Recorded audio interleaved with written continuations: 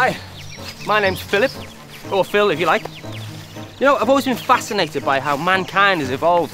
Since the dawn of time, we've been constructing things, you know, turning dirt roads into highways, buildings into cities, and cities into metropolises.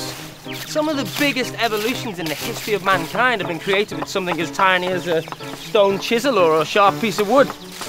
But as much as we need these materials to do that, we can't do anything without the use of efficient and productive tools.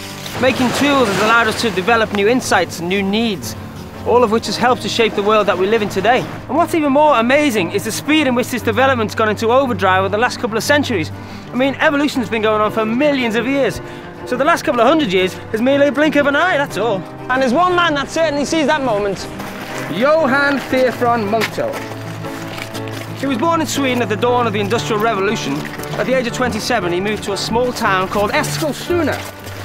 Now, Johann was full of initiative, but he also had a great ability to see things in a greater context. Little did he know that his imagination would help to shape the future of the global construction industry. Nor did he ever imagine that one day he'd be making a lot of money. Well, not exactly making money, but he did more or less single-handedly modernize the machinery used for printing portraits on coins. Being the responsible family man that he was, Munktel never gave up his day job. He just carried on regardless, designing printing presses, tool machinery, drills, and then in a dynamic innovation at the time, he developed this, the steam locomobile. What a guy, eh? At the same time, two Swedish engineers, John and Carl Bolander, built Sweden's first combustion engine. Now together, Munktel and the Bolanders would later go on to set the foundations for one of the biggest and most respected construction manufacturers in the world. Hard to believe, right? This is Sweden's first steam locomotive, vintage 19th century. This is one of Sweden's most popular farm tractors. How amazing is that? Just mind-blowing. It's a beautiful evening in Stockholm, mid-1920s. Two men sit down to discuss a business proposal over a large bowl of freshly cooked crayfish. By morning, Volvo was born. It's true, seriously. When in the 1950s Volvo acquired Bolling and Munktel, this then set the stage for one of the most innovative periods in the company's history. For example, by simply turning an ordinary tractor backwards, placing the loader unit over the bigger wheels, the legendary wheel loader was created. Wow, fantastic. And then in the 60s, something even more amazing happened when Volvo introduced the world's first series manufactured articulated hauler, Gravel Charlie. It's just quality second to none. It's incredible how one man's vision can lead to all of this. Thousands of factory workers all over the world working closely together as a team. Great job. And it was all inspired by a technical genius with a passion for development. So, who knows? There might still be hope for me.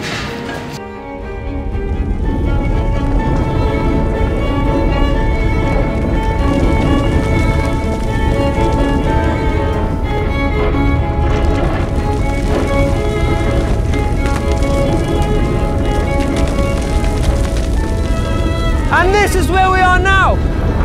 I mean, look at this. It's like standing on the shoulders of giants. I mean, look at all this 21st century technology continually getting better, safer, more fuel efficient, and more productive.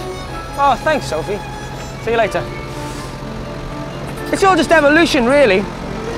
You know, just keep going, keep improving, keep rolling. You know what the Latin word for Volvo means? I roll. I wonder what the word for I rock would be.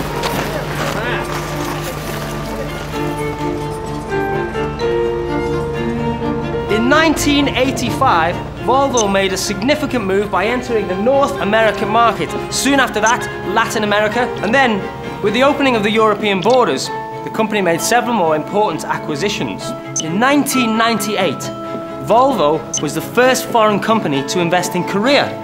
And with the speed of their development in emerging countries like China, it's just, well, it's astonishing. Can you imagine how Munktel would have reacted if someone had told him in the 21st century hundreds of designers, engineers and factory workers would keep on improving and improving the work that he started? Like having fuel-efficient productive machines for demanding customers, all created with the Volvo DNA. Quality, safety, care for the environment. A wave of innovation has been set that still continues. Volvo Construction Equipment will keep on driving that development forward, pioneering and setting benchmarks for a worldwide industry. This truly is Mr. Monktel's legacy.